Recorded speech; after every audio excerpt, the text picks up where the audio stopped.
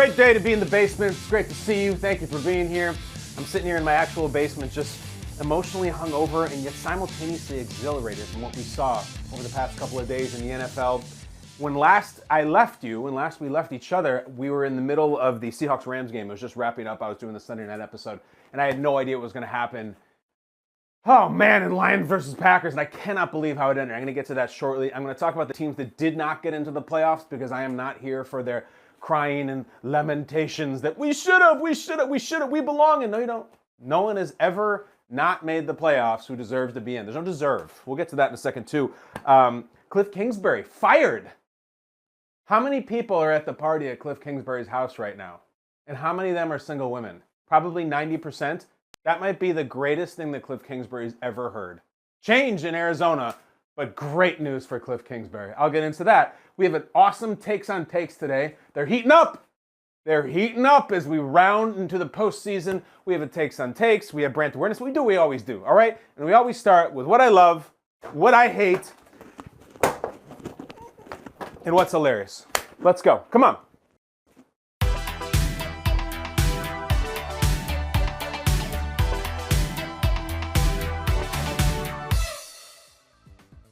I love that the Lions beat the Packers. I do. I love it because I cannot believe that that actually happened. When I was in 7th grade, the Lions beat the Cowboys in the playoffs. Thumped them. Completely one-sided, beat the hell out of them.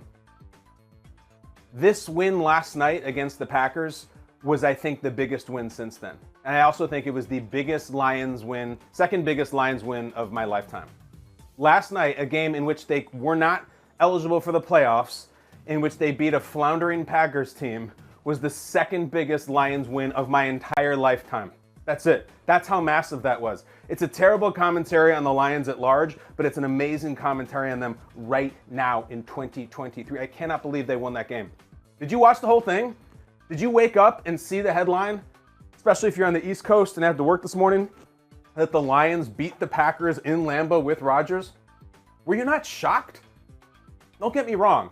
I feel I should apologize to the Lions by being so surprised because I'm judging them based on decades of history rather than the last 2 months of football. You see the logo for the Lions and you see the logo for the Packers and you see them in that stadium in this time of the calendar and you're like, how many touchdowns did the Packers win by? They don't. They lose. Just a stunning, exhilarating, incredible victory for the Detroit Lions. And if it was winning in, sure. They weren't even playing for squat. God, that was a cool victory. Do you know how much buy-in you have to have, how much respect you have to have as a coach to get your players to show up and play that hard in a game that really means nothing in the scheme of things? I guess to them it means a lot. But they did it. There was all this talk about, well, they weren't watching the game. Guys, they knew what the score was. They knew before they started the game that would be their last game. And this cool story where the Lions get to the playoffs, it's over. They're not going to the playoffs, just like they never go to the playoffs. And they still beat the Packers. And they didn't just sit there and kind of hold serve and let the Packers implode. They took it to them. They're running trick plays in the last couple minutes. They're going for it on 4th and 1. They're passing on 4th and 1. That was just exhilarating. The Lions have never been cooler to me, never been sexier. You can take the Calvin Johnson era, which amounted to nothing in the win column or the postseason. You can take Barry Sanders, it was beautiful. I feel like I grew up on it and fell in love with the football because of it. That one win in Green Bay was so cool and so badass and so tough and so gritty because there's no motivation other than just good old-fashioned pride. It's so cool. It's just so cool. Think about it. Let's try to put it in our terms. Let's say you have a huge presentation at work and you've worked 6 months on this thing. And this is going to be a massive promotion with a huge salary increase. And you're going to get a new office and you're going to get a company car and you're going to get all these amazing things. But it's you and this other person, and that person is also trying to get that vice president job with all these benefits, and they're going to try to help their family, and they're going to move into a more comfortable neighborhood with their family, and they're going to take their family on the vacation, and they're going to get it. You're both working at it for 6 months, and you've gone against this person at work before, and you've gotten jobs from them, they've gotten jobs from you, but this is the big one. This is the really, really big one, and they've been tearing down the stretch in this fiscal quarter, just getting every account and every client, and they look great. And you know, they're going to go into the conference room and pitch to the board, and then after them you are. And Just imagine that before you go in to make your pitch, you learn that you can't get the job. And the job is gone. And it's going to somebody else. And you don't get the raise, and you don't get the office, and you don't get the car, and you don't get anything, and your kid doesn't get to go on vacation, whatever it may be. But you can try again next year. We might have an opening up next year. And you still go in. And you still go into that conference room. And you still stand there and look at that board. And you still say, ladies and gentlemen, here's what I have prepared for you today. And you lay it out, and you've got charisma, and you hit your facts, and then you occasionally mix in a few jokes, and you've got your closing line, and the board stands up and gives you a round of applause. This is incredible. You have a really bright future. You're not getting this job because we gave it to the other guy, but we have our eye on you. That amounts to nothing. No bonus, no pay, no nothing, but we really have our eye on you. And you walk out of there and you feel like, wow, I feel incredible. I didn't get the job. I'm gonna go home to my same apartment and have to tell my wife I didn't get the job, but I still was pretty cool in that room. They were pretty cool in that room. That's what the Lions did last night, and you have to respect the hell out of it. Who are you picking to win the NFC North next year? Let me just ask you. Why not? It's a little late, if anything. It's the Monday after the regular season. Who do you have for next year's NFC North? Vikings win it again? Bears stock up with 50 new players? Lions keep the momentum going and are really good? What in the holy hell is going on with the Packers? Do you think Rodgers is coming back? And a more interesting question, especially if you're in Green Bay or if you're a fan of the Packers around the country, do you want him to come back? Or is it just time? He's great. He's maybe the best ever. He's the best I've ever seen in my life. But does it feel like it's just, you know what, Aaron, it's time. Just go. It's not working. It didn't work all year. This run that they went on for the Packers at the end of the season, that was not because Rodgers got hot. It was not because Rodgers started to cook. It's not that at all. Their defense started intercepting everything in the sky. They started getting crazy turnovers, and Christian Watson carried them through November, cooled off in December, but they ran and played defense in December, and they beat some bad teams, and they had a couple good victories. And then when they played Jared Goff in the last game of the season, he didn't throw him 3 interceptions, so they couldn't win. They scored 16 points. That's it. You'll lose 29 times out of 30 scoring 16 points. It just doesn't work that way. So they never got it together. They never found their mojo. They never started cooking on offense. They cooked on defense for a while. And the 4-time MVP just either couldn't figure it out with the pieces around him. The pieces around him weren't good enough. His game has deteriorated. It's one of them. It's one of these things. It might be all of them, but it can't be none of them.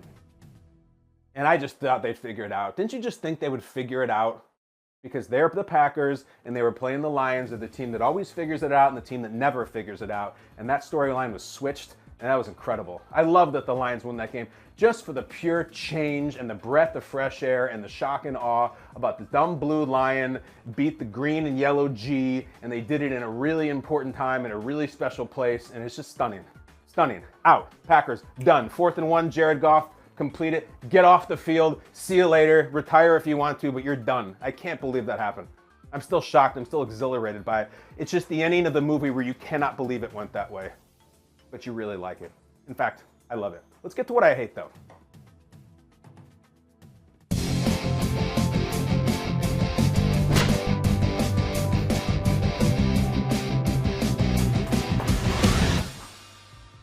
All right, so I was just very kind and very exhilarated by the Lions, but this segment's not going to go as well for them. Here's what I don't like. Right now, today, last night, a little bit tomorrow, but mostly today, the Monday after the final games of the regular season, is Deserve Day.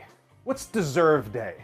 That's when fans, media members, sometimes even players, sometimes coaches, stomp their feet and say, man, we deserved to get in. We deserved. No, you didn't. No, you didn't. There's The Unforgiven. You know the old movie, One Best Picture? It's Gene Hackman, it's Clint Eastwood, and at the end of the movie, Clint Eastwood goes all intense, and he's standing over Gene Hackman, and he's about to blow him away, and Gene Hackman says, but I don't deserve this. I'm building a house. I don't deserve this. You know what Clint says to him? Clint says this. Deserve's got nothing to do with it. Damn right, Clint. Deserve's got nothing to do with it. I hear it every year. But they were hot coming down the stretch. They're playing better football than some of these teams that got in. Doesn't matter. We deserve to get in. Deserve's got nothing to do with it. There's team every year. There's crops of teams whose fan base say, we could take them on right now and we would beat them by 2 touchdowns, but they get to go to the... Doesn't matter. It's not who plays the best football in December. It's who plays the best football in the season. Packers. We thought they deserved to be into it. Well, they got a 4-time MVP, and they got a coach who makes the playoffs every year, and they got a running game, and they got da-da-da-da-da-da-da. No. You guys were terrible for 3/4 of the season and terrible in the game that mattered most, especially on offense. You could do nothing. You got beat by a hook and ladder play on the last drive of the game. You had 1 touchdown in a game at home against a team that you've slapped around for 30 years. You don't deserve to get in the playoffs. And even if you did deserve it, tell them, Clint. Deserves got nothing to do with it. And that brings me to the Lions. I'm buddies with some Lions fans. In person, I see them. I text with them. I see them online. We should have been in. We beat the Packers. We've been very good down the stretch. Find me a better team right now in the NFC other than the Cowboys or than the Niners and the Eagles. Find us someone who's playing better football than us. I don't need to. It's not the way it works. It's not a beauty pageant. You don't finish the season and line up in front of some judges and make your presentation. It's based on factual-based meritocracy, wins and losses. For any Lions fans who say, we deserve to be in the playoffs, guys, it's a whole season. You got crushed by a decent Dallas Cowboys team that's going to the playoffs. You got shut out by the worst Patriots team that I've seen in a 1/4 century. You gave up 400 yards rushing, I think, in the first quarter to the Carolina Panthers. You don't deserve to go to the playoffs. You didn't win enough games. You won a lot down the stretch. Personally, I would have liked to see you get in the playoffs. Kind of would have liked to see the Rams win that game over the Seahawks so you can get in the playoffs. So you don't deserve to get to the playoffs. And even if you did, deserves got nothing to do with it. How about a team who's very often in the playoffs? How about a team who I feel like invented the playoffs? Steelers. Pittsburgh Steelers. Steelers. Now, I don't hear a lot of complaining from them because the Steelers fan base, a very dignified fan base. I respect them. They're national, they're international. They were reared on banners and championships and rings and greatness. And yet here they are, and they won 7 of their last 9 games. Pretty impressive. 7 of their last 9 games with a rookie quarterback. And yet, you shouldn't be in either. You were 3-7. You were 2-6. Your coach, who never has a losing season, just ask anybody, decided, yeah, I think we'll go into the year with Trubisky. Mitch Trubisky, I think, will guide us through. No, Mitch Trubisky is what he is. We've known for a long time. He was not going to be a quarterback that brought the Steelers to the playoffs. It wasn't going to happen. Scored 10 points against Miami Dolphins. 10. Like, those are the kind of games you lose, and it's like, maybe you could have scored a few more points and won that game. Then you get into the playoffs. Don't come in here and tell me at the last second that win. What about September? What about October? Look, it's tough. You lost TJ Watt for a long time. Football's a tough sport, guys. Steelers, you basically invented it. And you basically invented football. You should understand football. Don't come around right now and saying, yeah, but we're playing better football than the Dolphins. We deserve to be in. We're playing better football than the Chargers or the Jaguars or anybody in the AFC, not named Bills, Chiefs, and Bengals. We deserve to be in the playoffs. Pittsburgh, I love you. You're beautiful. Deserves got nothing to do with it. Tell him, Clint. Deserves got nothing to do with it. Have I made myself clear? Deserves got nothing to do with it. You go home, you work, you come back next year. Every single year, the teams that should get in, the teams that shouldn't, should not. There's no snubs. It's right there. Win enough games, score enough points, stop them from scoring enough points, you get in. If you don't do those things, you go on vacation. That's the way it works. It's never been unfair. It is not a judgment. It is not subjective.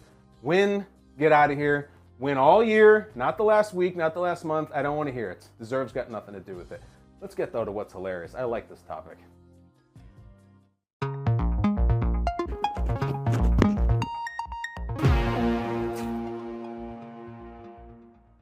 All right, so Kliff Kingsbury. Imagine what he's doing today.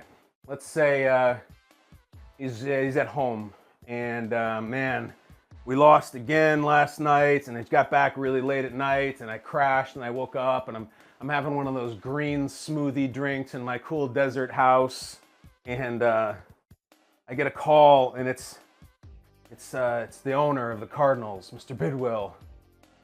And I look at my phone, and is he thinking, oh, please, please, please don't fire me, please don't fire me? No. He answers it, and and Mr. Bidwell says, Kliff, it's been great, but we're going to let you go, and we're going to move another direction. Well, thank you, Mr. Bidwell. Thank you for the opportunity. Thank you. And he hangs up and he goes, yes! Yes! He's jumping up like Michael Jordan doing the fist pump. Oh, my gosh. He immediately starts calling all his friends, and by friends, I mean girlfriends. Come on over. We're going to hire a DJ, open bar, the infinity pool's here. I'm going to open those doors with their glass doors, and you can just push them into the wall and open up the whole thing to the pool. I got my bathing suit on. I am so excited. I'm having a party. Oh, my gosh. Now, listen, Kliff, I'm sure he has great relationships with his players. He needed a lot of dignity and respect for having one of the 32 head coaching positions, and absolutely, sure, great, great.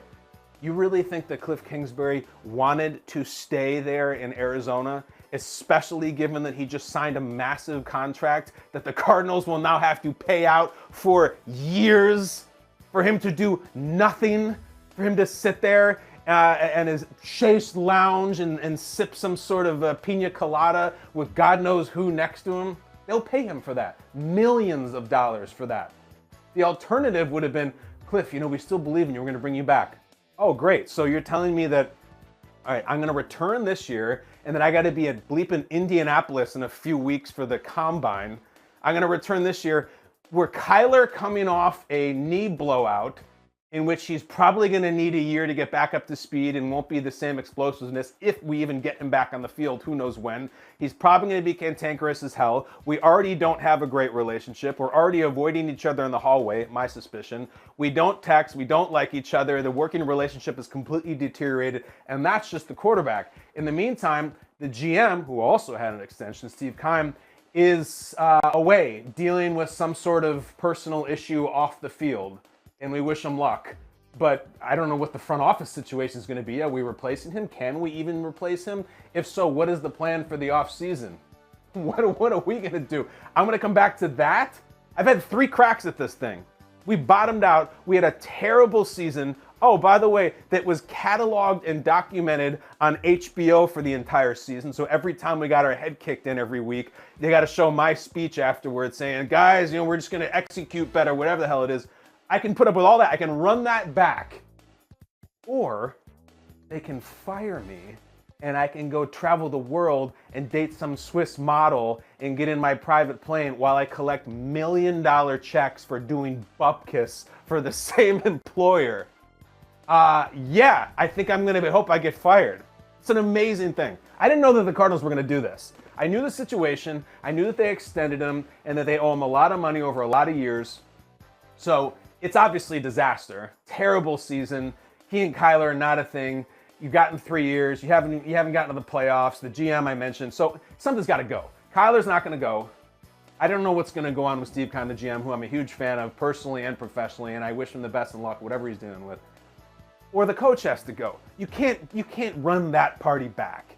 It was palpably toxic. The results were not there. So you either fire Kliff Kingsbury, which they did, and just say, terrible business, we'll have to just pay him, which just, you don't want to operate your business like that.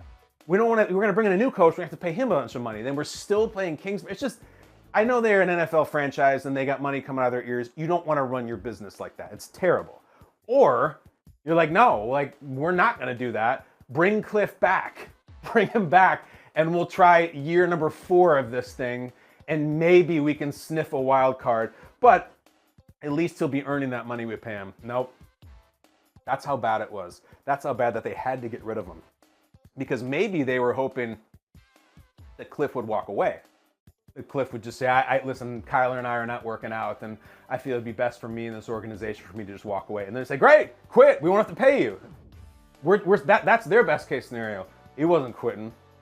He sat there, and this wasn't something that dragged out either, where the last game of the season happens and then it's a few days or even a week or 2 weeks. Nope.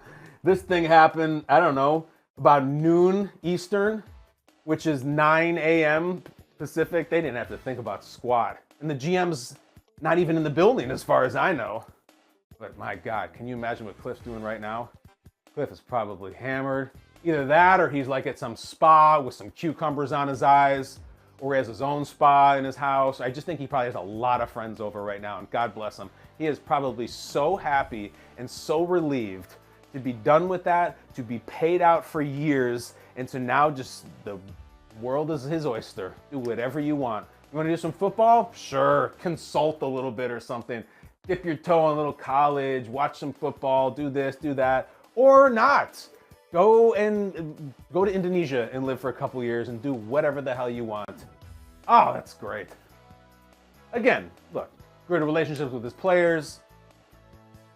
Probably has a lot of respect for that job, and this sort of meteoric rise through college where he did not have massive winning success and got the job anyway. And I'm sure he feels a little heavy-hearted about that. But looking forward, man, that's a great call. Because the other call is either you have to quit or we're bringing you back. You're like, I think I'm done here, guys. What a call. I've met Kliff a couple times. Got an interview him on the air, but I hung out with him off the air this past off season. And his vibe is just like a totally regular guy. There's no like gym teacher type football coach with him about, I got to get out of this party so I can go back and hit the film, or I got to talk to the players. It's just like, hey, how you doing, man? It's good to meet you. Yeah, it's great to finally meet. It was as if you were just talking to one of your friends. I really mean that. He's very tall, and he's very fit, and he's very well dressed in expensive clothes. But the way he talks to you is just like you just shoot the bleep, basically. Didn't talk about football. He laughs very easily. He has jokes himself. I found him very likable. And so I have not enjoyed watching how this has gone down with him, because I was hoping for success, because he was a breath of fresh air and he was different in some of the similar ways that Mike McDaniel's different for the Dolphins. Difference is Mike McDaniel's in the playoffs. Kliff never has been. But man, I'll take it back to the your own job analogy. You get a call from your job that they're going to continue to pay you to do nothing for 3 years. Just don't come to work, don't call, don't email, and the checks will continue to show up. It's unfathomable. I can't even possibly imagine it, especially if your job was going really poorly like his was, and the person who your job is really dependent on was not speaking to you and is going to come back and not have a good ability to do their job because of an injury. Insane. It's hilarious, the idea that Kliff probably turned off his phone and immediately started calling friends to come over and party, because it's over. Great run. I wish we could have done it, but oh my God, let's let the good times roll. Speaking of good times, let's move on here to something. This is going to be a fiery one. A Monday after the regular season, it's time for Takes on Takes.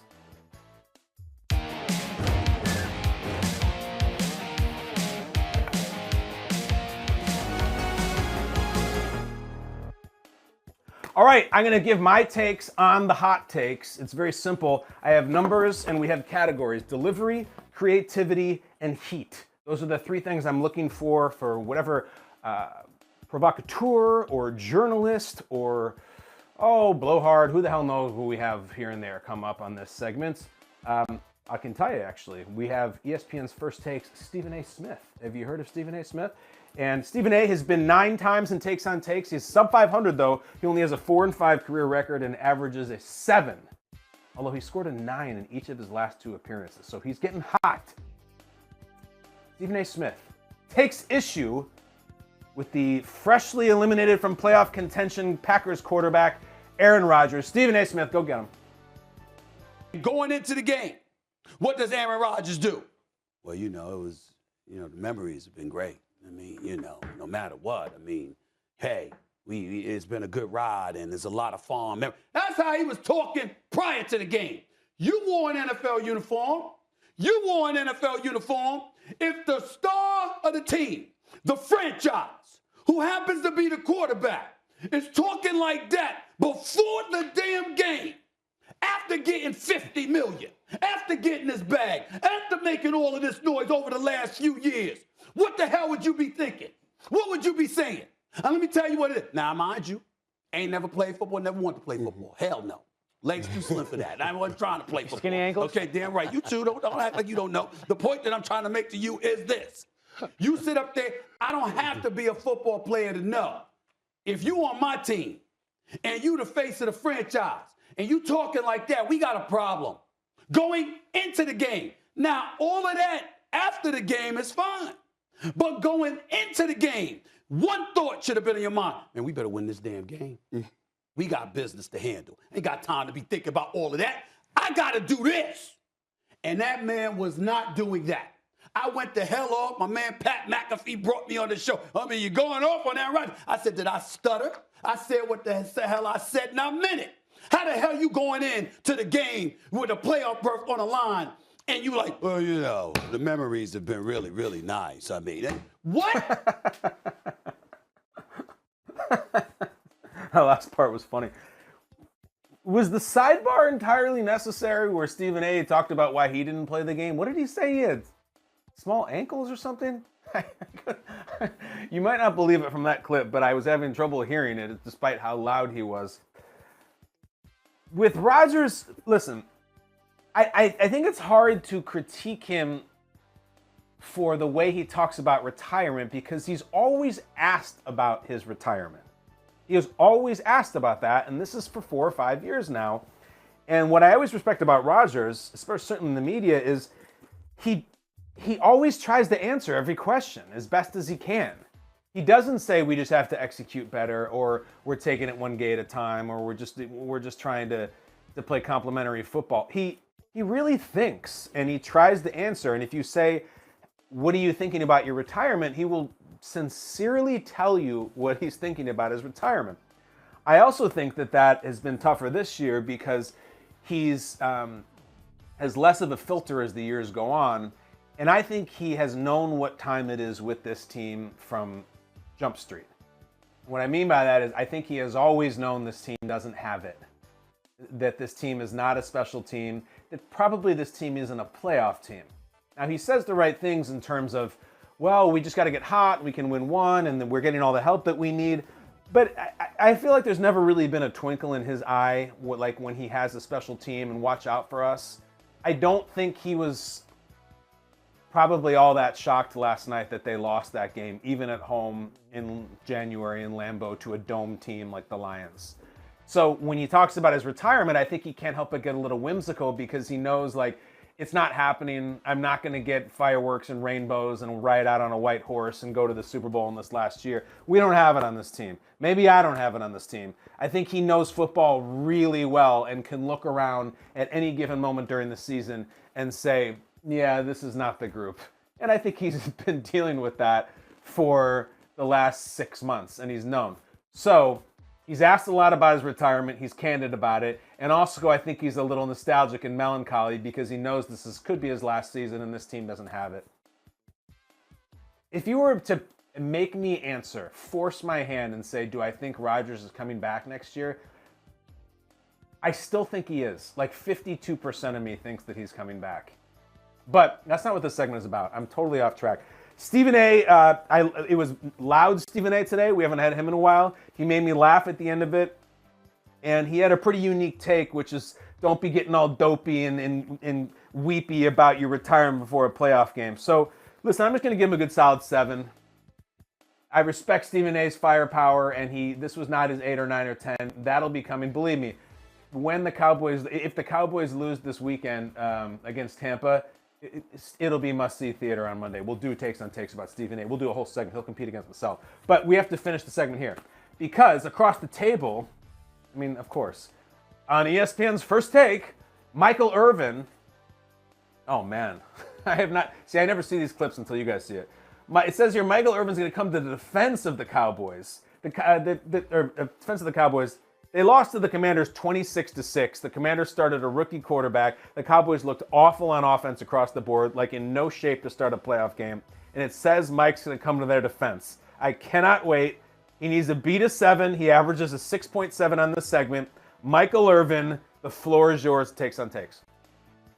And in Week 18, it's so hard to determine, to get everybody on the same page because everybody is not on the same page. We got guys that say they're not playing, then don't want to play, then they do play. It becomes a mess Week 18. So I'm going to give them just a little bit of a pass here.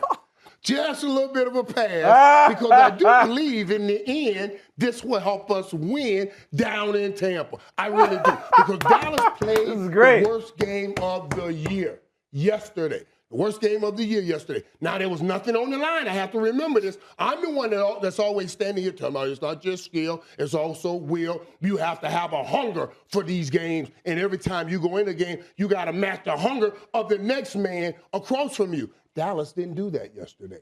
The Commanders wanted to play yesterday. Dallas was looking towards the playoffs yesterday and went right past the Commanders. We saw that. That's what happened. I will give y'all this little small moment in here today.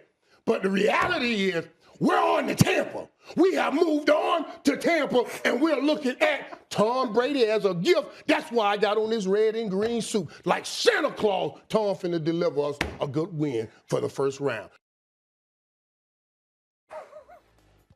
Does the suit have to do with anything? When I start the segment and say I'm looking for delivery, creativity, and heat, that is some heat. That's what I'm looking for. That's the goods. Heat meaning you just took a putrid Cowboys performance against an established rival in their last game before they start the playoffs. And Mike said, I think that was a good thing for the Cowboys. All right, go on. And some sort of cockamamie explanation about how in week 18, you don't really know, no one knows if they're playing, if they're not playing. What? Yes, they do. And then the shots of Orlovsky just laughing, and then Stephen A is doing his pro wrestling thing, which I respect and I like. That was really funny. Because I had no idea where Mike was going with that. And I figured, whatever, one bad day. He said, no. That wasn't one bad day. Guys, that was a good thing. It's tough week 18. Mike's never played a week 18 game. That's okay. They didn't have 17 games when he played. It's tough week 18. You don't know if you're playing. You don't know if you're not playing. Man, that must have felt like heavy lifting for him. Like he had a lot of weight on that bar. And he's like, I think I need a spot on this one.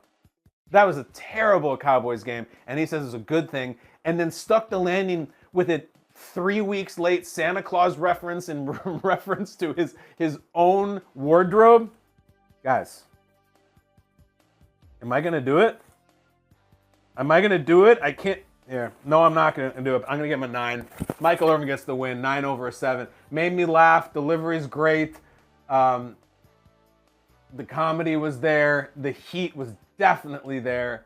I imagine if the Cowboys lose 31-9 to Tampa.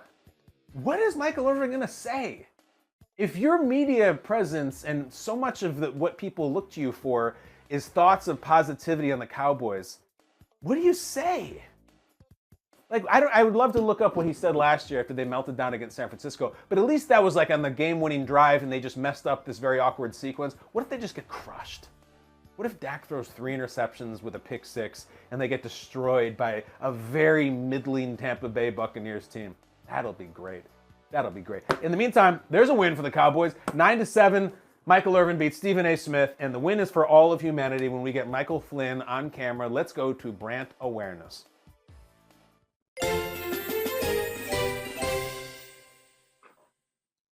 Flynn, you're sort of a sommelier of takes on takes. What'd you think of that one? I thought it was great. I was really, really hoping for the 10. We came just short. I almost put Orlovsky in there. His response to Irvin, the beginning of his take right after was, quote, "That take you just gave on national television is about as scratchy as that corduroy suit you have on," end quote. and then he just attacked all of Irvin's take. It was a good segment. It was a lot of possibilities in that. That's great. Listen, the 10 is coming. The 10 may be coming next week, but we have not had a 10. We've been doing this all season. The 9 is the highest we've gone. We'll get that 10. It's coming. What do you got for me? I'm waiting for it. Let's talk Black Monday. You touched on Kliff earlier. Other big move around the league, the Texans fired Lovie Smith after they landed back in Houston late last night, their second straight one-year-and-done head coach. As for who is staying put, you talked about Belichick in the take buffet last night. He said earlier today that he'll be returning for his 24th season as Pat's head coach and that the process of turning the page to next season begins later today. Kyle, overall thoughts on Black Monday in the NFL? Well, we were looking for sure at Lovie, and people are looking to see what the Panthers are going to do, which, as of we're recording this right now, I guess they haven't done anything. I've covered the Kliff Kingsbury thing heavily earlier in the show. It was interesting to see Belichick, I think. Not that I'm surprised that he's coming back, but it wouldn't have shocked me if he left. I mean, that's a massive piece of news if he leaves, but it's not like any of us would have been flabbergasted. I still think that he is a couple years away from handing this off to his son as the head coach, which I still believe he's going to do. I noticed that he was asked a pretty direct question about Mac Jones, and it was something about, do you think Mac Jones is the leader for this team going forward, or something like that? And his answer was like, Mac can play and win football in this league. Like, it was a non-answer. He wasn't going to declare a start or anything like that. And then above and beyond, look, the Lovie Smith thing always seemed very strange. David Culley becomes a first-time head coach last year. They whack him in the wake of this Deshaun Watson thing. And then it was like they just wanted to get like an adult in the room, and instead of doing some like kind of new, exciting, bold choice, they go with Lovie Smith, who is a great football man, but not exciting or bold. And the Texans are so strange. I can't see them hiring some young, like, not even young, just unique, bold choice. They'll bounce back from this and do something bizarre. Like, you think, oh, the D'Amico Ryans, that's perfect. Do anything you want to get him, to bring him back to Houston. Or do the Bieniemy thing finally. I feel like they're going to do something strange. Like, they're going to do some old retread who is out of coaching right now, or they're going to take some strange college coach. That's a different type of organization. It's really strange. And listen, I talked about this extensively. I think that was a massive mistake to win that game yesterday. And some people are triggered by that, about you play football to win. It's naive. This is not a high school team. This is not a college team. They're running a business. And when that business is notably and significantly benefited from you playing your backups in a game that lets you lose 26-16, you do it. And if the coach won't do it, you're going to fire him anyway. Let him go before the last game of the season. Say, we really want to see what we get from the backups. We're very excited about their future, and you play them. That's the way it works. Teams do it all the time. Did you notice that the Chicago Bears started Nathan Peterman at quarterback yesterday? Do you think that's a coincidence? Of course it's not. They didn't want to win that game. Justin Fields was a little banged up. I'm sure he was. And I'm sure if it was the game to get into the playoffs, that Justin Fields would have been out there. The Bears know what time it is. Their GM and the head coach know, like, we've lost 9 games in a row. Why would we mess around and play our starters and win the last game when we get the number 1 pick in the draft? The draft is what propels teams into being winners. You don't mess around with that. The Texans did. I don't blame Lovie Smith in any way for winning the game. I don't blame any of the players at all. Someone in the organization needs to make sure that doesn't happen. Even if he won, lost, he wouldn't be there anyway. That doesn't matter. Very strange, though. And listen, there may be more replacements here to come. I don't know, but so far, it's the afternoon right now. That's kind of the roundup, Flynn. Yeah, weird season for the Texans. They're quickly becoming more of an off-season team than an in-season team. I think we talked about them twice all season on the show. Once was week 1, where Lovie played for the tie in overtime, and then in week 18, where he played to lose the first overall pick. I think we'll be talking about them a lot more in the off-season than we did in the season. Moving on, bad news for an already banged-up Dolphins squad. Ian Rappaport reporting that Raheem Mostert suffered a broken thumb in Sunday's win against the Jets. His status in serious doubt for Sunday's playoff game against the Bills. Your thoughts? I hate it because I love Mostert a lot. He's one of my favorite guys who's not like a star, but he just runs really hard. Raheem Mostert, we do Angry Runs on Tuesdays and Good Morning Football. He's probably going to win tomorrow. He's been nominated a bunch of times this year. He's won in the past. I really like him. Look, if you're a Bills fan, you're like, sweet. The Dolphins are coming here. We have no idea who the hell their quarterback is going to be. The last time we played them, Mostert is a beast. Their plan was going to be to try to beat us by running Mostert 30 times, and you're telling me he might be out? We're going to skate. I don't know what the line is going to be on this Bills-Dolphins game. It might be 15 points. I mean, a massive line. Because is Skylar Thompson going to start at quarterback? There's no way. They're going to do that? Because here's the choices. Buffalo fans, you're watching this on Monday. Here's the choices. Teddy Bridgewater seems to be up in the air. His hand is messed up. Skylar Thompson, who started this week, just no disrespect. He's not ready. He's not going to go to Buffalo and win that game. Mike Glennon is on the team. That Mike Glennon. They signed him. And they may just be like, Mike, you're a veteran, a pro, and you're 6'7", get the hell in there and chuck it around. And then the real dicey one is the Tua thing, where he's been in protocol twice this year. You followed the story, everybody knows it. But I don't know where he stands in terms of the team doctors. If the team doctors say, we've examined Tua, he passes all of our tests, he clears, he's fine, he's normal, he has all his function, he's ready, could you possibly throw him back in there? And you might say, of course not. No, this is a human being. We have to think about us. Of course not. Of course. What we do in this company, in this business, is we play football games with healthy players when we can. We have a healthy player here, right here, who is going in a massive, massive game, a playoff game. We kind of need him. This is why we drafted him. The doctors say he's okay. And should we play him? Or do we just wait till next year? And is he at any less risk next year when we play him? So the Dolphins thing is massive. And then it was just like, as a Miami fan, you're down in the dumps about the quarterback situation. You say, well, Mostert's running really hard. And then I saw Rappaport's tweet about Mostert looks like he's not going to play. And even if he does, he won't be himself.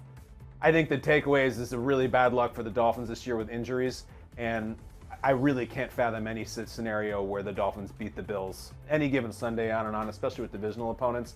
The Bills might win that game by 3 touchdowns. So if you're a Buffalo fan, you don't want to see somebody get hurt, but I think the load just got lighter. Yeah, I'm agreeing with you. And from an overall just fan of the league standpoint, you feel bad for the Dolphins and you feel bad not being able to see a full, healthy team compete in the playoffs. It's a real letdown.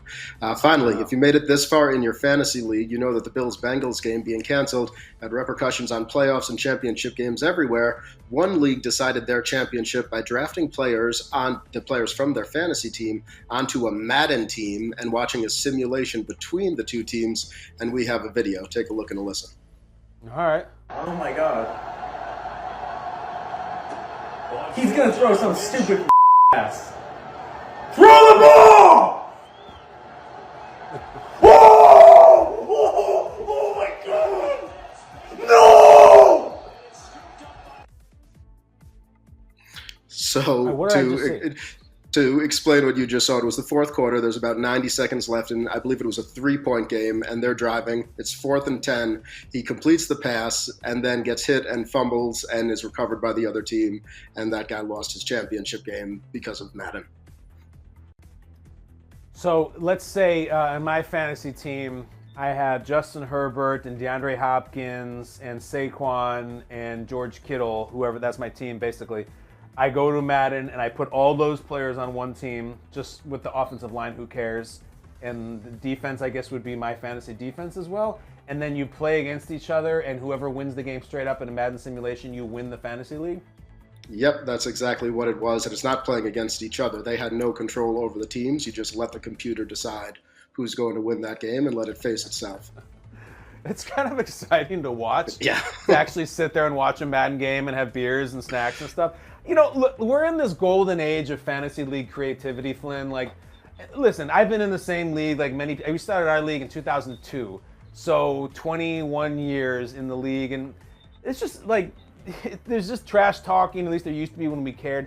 There's no like, you go to a Waffle House and sit there for every hour of or you do this, or you do that. Do you have that in your fantasy league? Because I think I missed out on that era. I missed out on on Tinder, I missed out on that, and I missed out on creative fantasy league generation. No, I definitely missed out on both fronts there. I was never a huge fantasy person. I got back into it this year with a few new colleagues and was in first place the whole year through just pure luck, no skill at all. And then final week of the season, we get into playoffs. I had Jalen Hurts, I had Tua, and I had no QB. So I lost pretty handedly. It was not good. Yeah, there's a generational thing now where it's just not enough to just... Everybody coughs up a few bucks, and if you have the best team, you win, and you win the pot. Like, my brother is significantly younger than me. He's from a different generation, and they do all these elaborate things if you win, and then also super elaborate if you lose.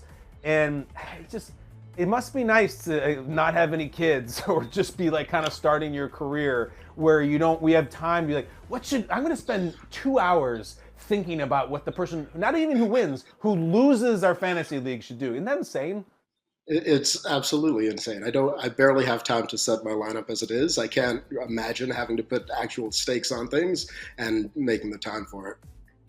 I used to write after every fantasy week. I would write a recap email of every matchup, and it would take me like 3 hours to write it. And I would write it every week, not for profit or not to publish, just amongst friends. So I would say if you're young and you have time to do that stuff, or you're not married, you don't have kids, keep doing it. I kind of miss it in a way. I just miss that time. It was great, wasn't it?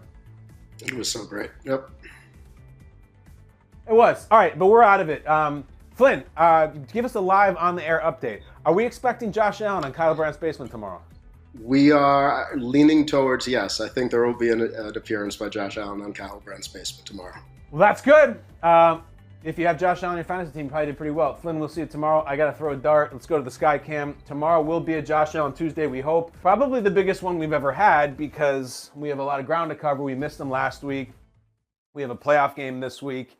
The Josh Allen versus Mike Glennon matchup we've been waiting for. If I hit a bullseye, I don't have to do anything. If I hit that number, I have to do that topic. Oh, that was getting close, guys. That was getting close, but that's not it. That's a 13. Topic number 13. If you please, what can it be? My favorite cuisine. Oh, I love that question. I'm always so fat from the weekend on Mondays. I try not to think about food, but this is going to ruin everything. I'll try to be concise here. When I was in college, I tried Indian food, and it was the wrong order or a crappy place, and I thought it was so disgusting that I didn't eat it for about 10 years.